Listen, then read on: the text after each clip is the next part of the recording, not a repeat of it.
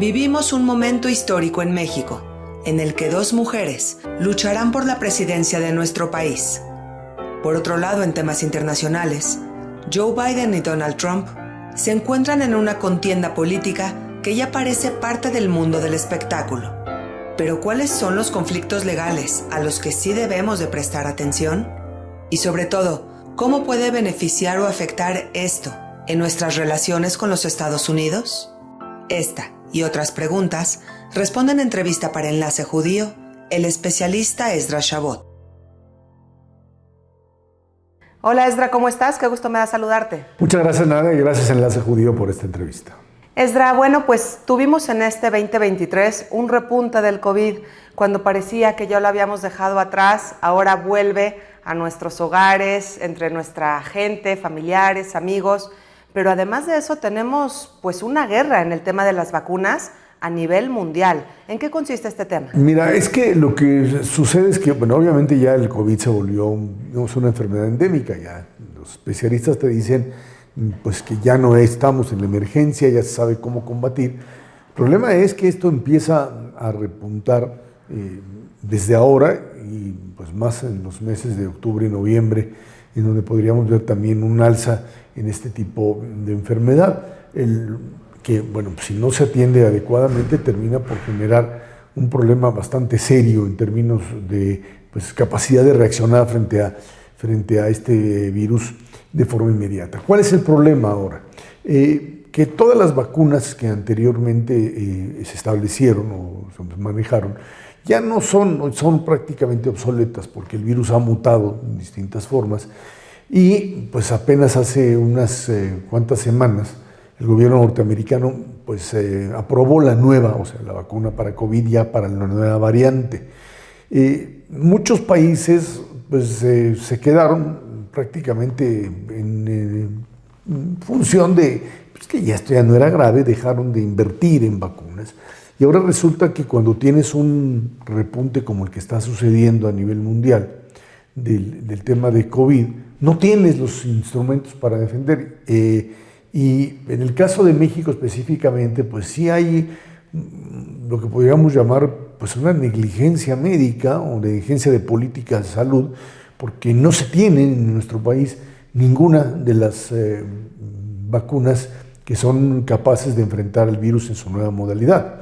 Y entonces, pues la gente se tendría que vacunar con la vacuna rusa Sputnik o con la vacuna cubana o con la disque mexicana que no ha surgido.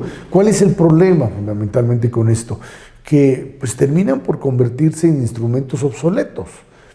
Porque no son capaces de enfrentar al virus en su nueva modalidad, no es que no sirvan para nada, pero en Estados Unidos ya autorizaron la comercialización de la vacuna. Y esto implica, por un lado, que bueno, pues, gobiernos la pueden comprar, como la compraban anteriormente, pero que probablemente particulares ya estarían en posibilidad de pues adquirirla. ¿Qué pasa en México? Que COFEPRIS te dice, no, yo no la autorizo. Se supone que sí, pero no la ha autorizado. Los laboratorios Pfizer y Moderna, etcétera, han tratado de encontrar el permiso en México y no lo hacen. Parece que en el fondo la idea es que, pues como va a costar, entonces tendrías una diferencia entre aquellos que pueden pues, asumir el costo de lo que pueda costar esa vacuna, entre 100 y 120 dólares, y la gente que no, y que bueno, pues no estaría vacunado o estaría vacunada con una vacuna que es obsoleta. Y en ese sentido estamos en un callejón sin salidas. En Estados Unidos ya arrancaron la fase de vacunación, la mayoría de los casos no cuesta porque tienen seguros médicos, Medicare, Medicaid, y bueno, pues el extranjero, como lo hacíamos en otro momento, que va y se vacuna, ya pues tendrá que pagar, y eso digamos que no tendría mayor importancia. El problema radica dentro del país, porque pues no se tiene la posibilidad ni de acceder a vacunas eficaces, ni tampoco, por supuesto, vacunarse con esta forma de defensa que es totalmente, está fuera de tiempo, es obsoleta. Ese es el problema que se tiene en este momento. Un problema que no está sencillo de resolver, pero que tendremos que enfrentar como otros ya lo hemos hecho. Si ya pasamos el 2020 y 2021 que los retos eran inmensos, pues este sin duda es un reto menor. Esdra, pasando a temas nacionales, pues simplemente tenemos a dos mujeres en la contienda por la presidencia de México y esto es simplemente inspirador. Más allá de los partidos políticos y las propuestas que cada una de ellas tenga, el ver a dos mujeres en posiciones tan importantes, pues resulta histórico en la historia de nuestro país. Sí, mira, se trata sin duda de un fenómeno que no habíamos visto. O habíamos tenido candidata, Josefina Vázquez Mota había sido candidata a la presidencia, no logró ganar. Y en este momento, pues aseguras con dos mujeres, por lo pronto, que pues una de ellas será la próxima presidenta de la República. El problema aquí ya no es un tema de género. El tema de género está prácticamente resuelto. Se trata de pues, candidatas mujeres. El problema es que cada una de ellas representa sin duda alguna dos modelos diferentes de país. Una es básicamente el intento de darle continuidad a lo que hasta ahora ha sido el gobierno de la Cuarta Transformación, y la otra, Xóchitl Gálvez, una es Claudia por supuesto, la otra Xóchitl Gálvez, pues tiene la idea o recoge toda la animadversión, toda la oposición por parte de sectores fundamentalmente de clases medias y clases altas que de una u otra manera se han visto afectadas por esta nueva modalidad de país que se ha construido o que se ha intentado construir y que está metido en problemas serios en términos económicos y de transformación política. Ahora, en el momento en que estas dos mujeres se confrontan, hay muchos elementos que van a estar presentes, los orígenes de cada una de ellas, cómo se asumen frente a la realidad mexicana, el lodo que se pueden aventar una con otra, que si la tesis, que si no la tesis, que si la línea 12 del metro y Claudia, etc. Estas campañas son campañas en donde los elementos positivos quedan en segundo término. Así funcionan cuando hay una elección tan polarizada, tan confrontada una con otra. Parecería ser que en lugar de que haya propuestas o mensajes que digan pues esto es lo que aspiro, lo que quiero, la mejor estrategia, y es el juego político más sucio que se puede ver, todo en política tiene que ver, la lucha por el poder no es una elección de la reina de la primavera, pero en este momento lo que sí vamos a ver es una lucha de lodo, de aventar lo peor que pueden encontrar de un lado y de otro para descalificar al contendiente. Esa es la idea. Y cuando lo asumes desde el punto de vista de género, pues sí estás hablando ahora de una confrontación diferente a partir de lo que han planteado cada una de ellas como propuesta de país y lo que cada una de ellas representa en términos de sus orígenes o por lo menos de su posición, y en ese sentido sí vamos a ver una contienda muy distinta a la que hemos tenido en otras ocasiones, en donde cada una de ellas dice se está jugando el futuro del país, y es cierto, se está jugando la posibilidad de la continuidad o retornar a modelos de mayor equilibrio y menor confrontación como los que pues, teníamos hasta antes del 2018. Y todo esto se está dando de manera paralela a un tema bastante complicado, pues en nuestro país, que es simplemente la extradición de Ovidio Guzmán. Pero antes que nos platiques cómo estamos, cuál es la condición ahora y qué implica esto para nuestra relación con Estados Unidos, etcétera, quisiera que vayas un poquito más para atrás y nos expliques lo que ha sucedido hasta el momento y ahora sí, cuál es nuestra posición actual. Mira, desde hace mucho tiempo ha habido una relación muy clara entre el gobierno norteamericano y el mexicano, más aún a partir de los años 90 del siglo pasado con el Tratado de Libre Comercio. Administraciones venían republicanas, demócratas, Bush, Clinton, Obama, etcétera, y los gobiernos mexicanos habían conseguido establecer mecanismos de identificación. En el momento en que el tema narcotráfico avanza y crece de forma importante y se dan pues, modelos de confrontación total como el que tuvimos con Felipe Calderón y el narco, o modelos primero de confrontación y luego de convivencia con Peña Nieto, o francamente modelos de convivencia como los que se tienen actualmente. En los Estados Unidos hay el nivel de colaboración, sí lo hay. Lo que pues no existe siempre es la misma visión de cómo enfrentar al adversario, al enemigo en este caso el narcotráfico. Hay una separación muy clara entre la Agencia Antidrogas de Estados Unidos, la DEA, y el Ejército Mexicano. Hay problemas serios entre unos y otros, filtraciones de información, descalificación de uno a otro, y esto pues lleva a visiones muy distintas. El gobierno de López Obrador lo que trató de hacer es evitar una confrontación a cualquier precio, incluso con presencia militar, pero sin confrontación. El famoso Culiacanazo, recordarán ustedes, cuando finalmente se atrapa a uno de los líderes del cártel de Sinaloa, uno de los chapitos, de los hijos del Chapo Guzmán, y se le suelta porque no hay condiciones para sacarlo, porque hay una enorme protección con él.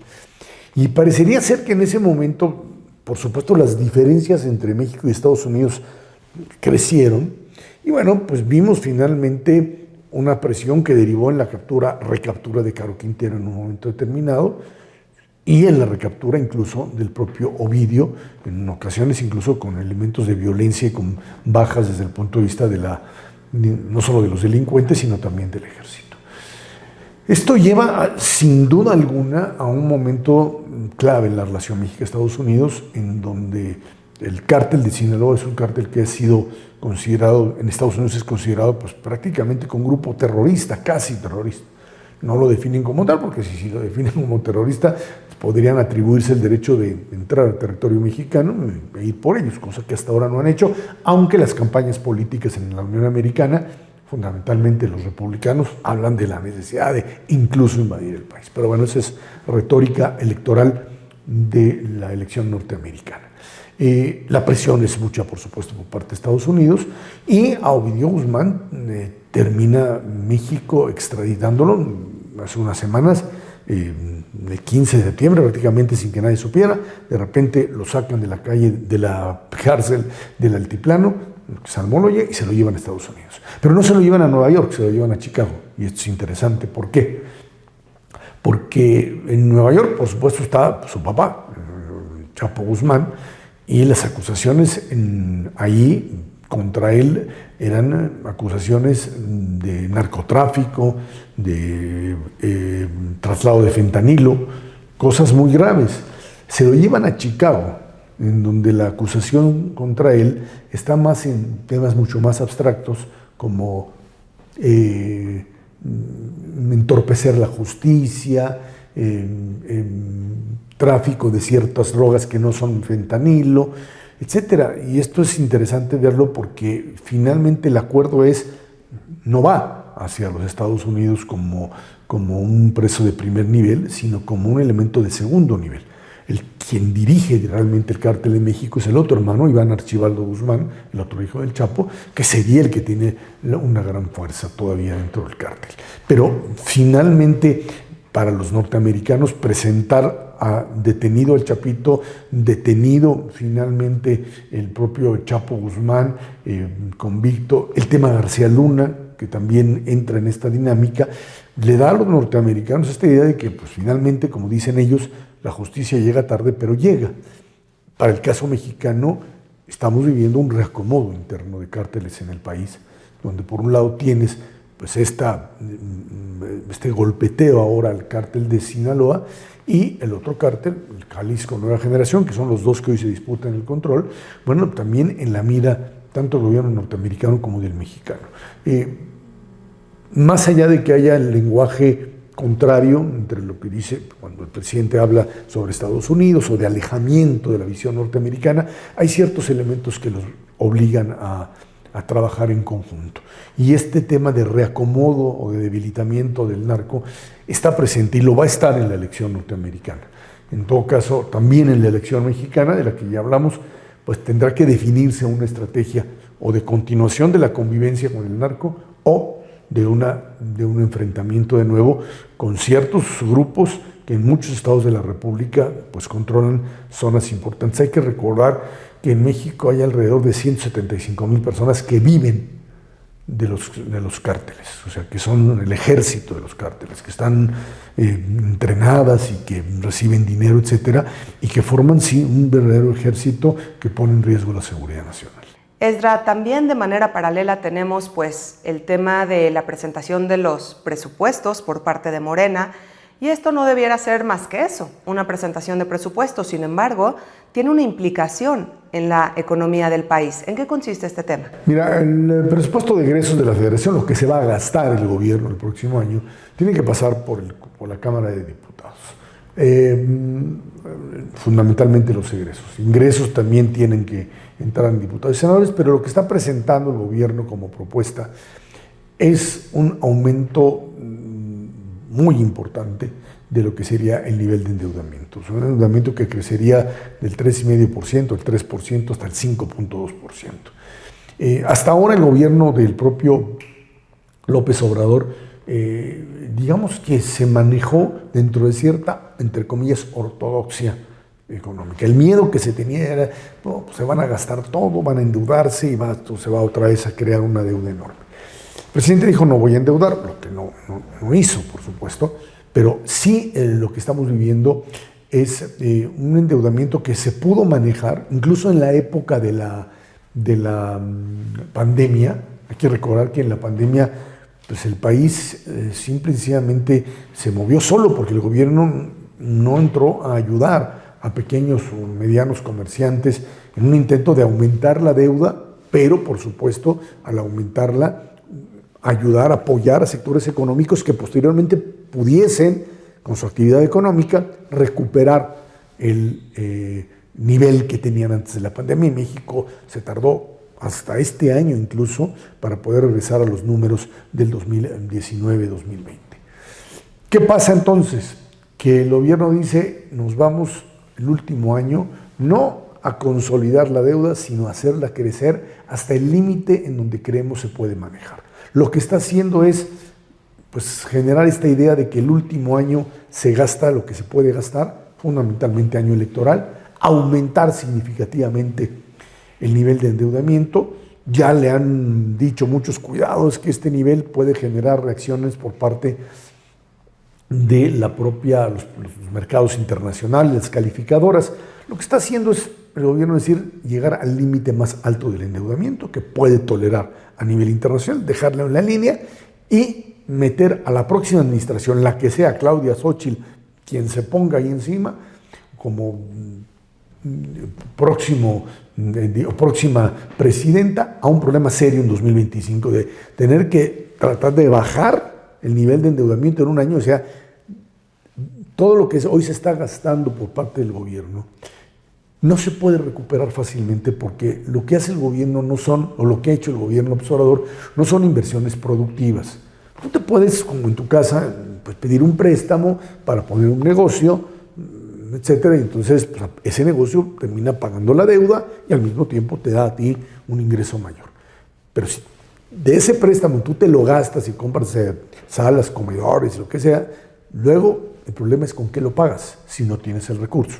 El gobierno mexicano invirtió en obras como Dos Bocas, como el Tren Maya, como el aeropuerto de Santa Lucía, que no son rentables. Entonces, o Pemex, que es un hoyo sin fondo. Entonces, si tú le metes un montón de dinero a eso, no lo vas a recuperar, por lo menos no en el corto plazo.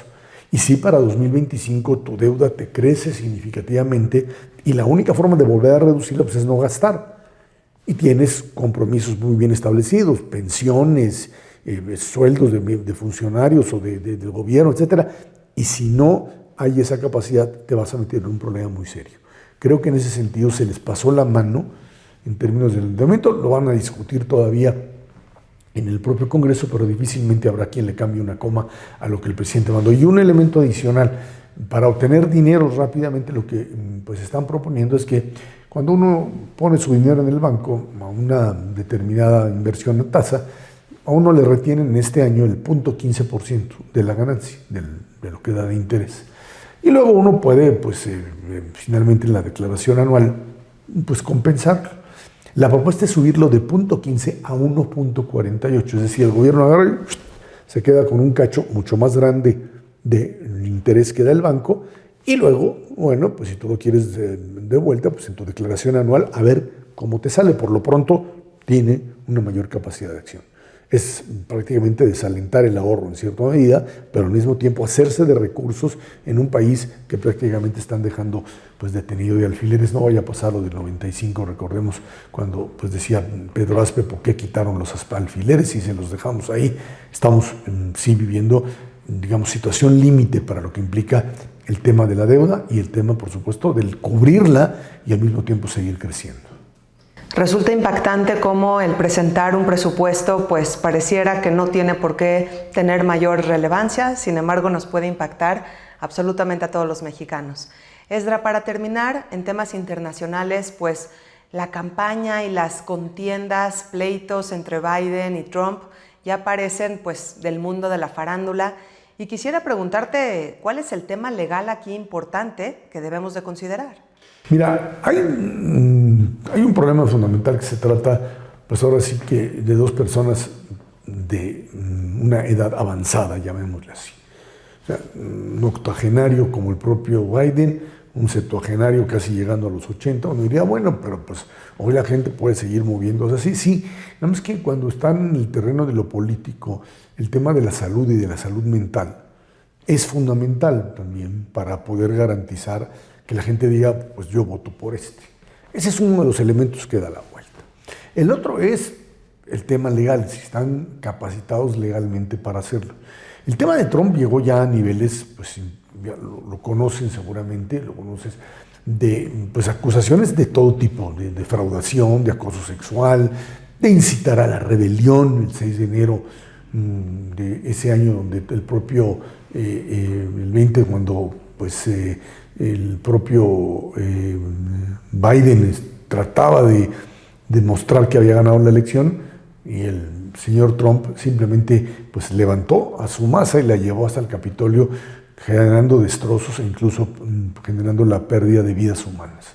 En ese sentido creo que sí es importante entender que estamos ante un fenómeno en donde el elemento legal que no corre por la línea política, parecería ser que en otro momento alguien que lo acusan de eso, pues prácticamente tenía que retirarse. Hoy hay una separación entre las acusaciones e incluso no solo las acusaciones, las sentencias que pueda dictar o las pruebas que pueda presentar una fiscalía frente a alguien como Trump y la popularidad que puede llegar a tener. En ese sentido se van hacia el otro lado. ¿Cuál es el otro lado? No es Joe Biden, a él no tienen o no han podido demostrar nada, es su hijo que tuvo un problema de drogas, un problema legal, una declaración que hace con respecto a si poseía o no un arma, algo que no se ve muy claro, pero que también entra dentro de la disputa electoral. Los republicanos tratan de embarrar el lodo del que hablábamos en la primera pregunta, de embarrar a Biden con un tema legal. Va a ser muy difícil que eso funcione. En ese sentido, creo que la guerra en los Estados Unidos va a ser la descalificación a Biden por la edad. Su problema de salud tiene que ver fundamentalmente pues, con sus caídas, con su quedarse a veces pues, sin posibilidad de articular algún planteamiento, aunque luego lo retoma. Se van a ir más en el tema de la salud. ¿Hasta dónde el tema de la salud de Biden puede cambiar el escenario en los demócratas? ¿Quién sabe? En el lado republicano, ¿hasta dónde las acusaciones sobre Trump lo pueden llevar? Hay que recordar que unos 2 días antes de la convención republicana, él tiene que estar en el juzgado donde lo van a acusar abiertamente de incitar a la rebelión. Y eso es un delito grave, más allá de que los otros de acoso sexual o de malversación de fondos sean importantes. Este es el tema, digamos, central, el haber tratado, por un lado, de levantar a la gente en armas en contra del orden establecido, o el caso de Georgia, en donde pues, le pide abiertamente a un funcionario que le consiga votos para finalmente voltear la elección. Es una elección que, insisto, parecería como la mexicana estar más ligada al lodo que se pueden aventar los dos que a lo que pueden proponer. Y bueno, este es el parte del deterioro de la política como se está manejando. En todo caso, lo que queda claro es que el próximo año, 2024, vamos a tener, tanto en México como en Estados Unidos, elecciones que implican definiciones muy claras de hacia dónde va el país, de qué puede aguantar el país en el caso de México y de si finalmente Trump puede retomar una apuesta que es totalmente aislacionista, separarse del resto del mundo, dejar a Ucrania sola, por ejemplo, frente a la invasión rusa, cosas que estarían rompiendo con el esquema de equilibrio en el mundo. Eso es lo que se está jugando en Estados Unidos, entre otras cosas. Y en el caso mexicano, insistiría, simple y sencillamente es la continuidad hasta donde esto puede aguantar de lo que pues, se ha hecho en los últimos 6 años, o el tratar de reestructurar otra vez un país diferente a lo que se tenía, pero también distinto a lo que se ha tratado de armar durante los últimos 6 años, Nadia. Tal vez hayan cambios importantes, sobre todo para lo que nosotros estamos acostumbrados, tanto el México como el Estados Unidos, al que hemos solido ver a lo largo de las décadas. Muchísimas gracias, Esdra, por tu tiempo. Gracias a ti, Nadia, y gracias a Enlace Judío por esta plática. Gracias, Esdra. Hasta la próxima. Gracias.